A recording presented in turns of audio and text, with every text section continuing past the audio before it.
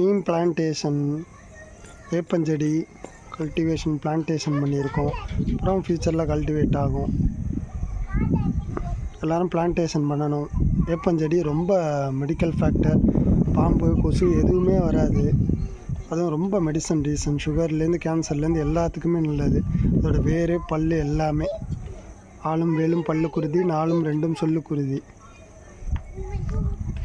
முடிஞ்சது வேப்ப மரம், நிறைய வேப்ப மரம், மாமரம், இது மாதிரி யூஸ்ஃபுல்லான ட்ரீ இருந்தால் எல்லாருக்குமே ரொம்ப நல்லது. இருக்கிறதுலையே இந்த மோசமான இந்த முள் செடி இருக்குது. அந்த முள் செடி என்னப்பா, எருக்க முள் செடி. அந்த முள் செடி தான் ஆகாய தாமரை மாதிரி தண்ணி எல்லாத்தையும் உறிஞ்சிடும், ரொம்ப மோசமானது. அந்த முள் செடியை மட்டும் என்கரேஜ் பண்ணக்கூடாது, வெட்டி போட்டுடணும். வேப்ப மரம் அவ்வளோ நல்லது. அதான் அந்த கடவுளாகவே அம்மனாகவும் பாவிக்கிறாங்க. அதெல்லாம் முடிஞ்சது இப்போ கல்டிவேட் பண்ணியிருக்கோம் பை ராமன் உத்ரா.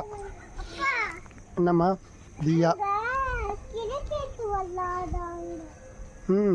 ஆமாண்டா.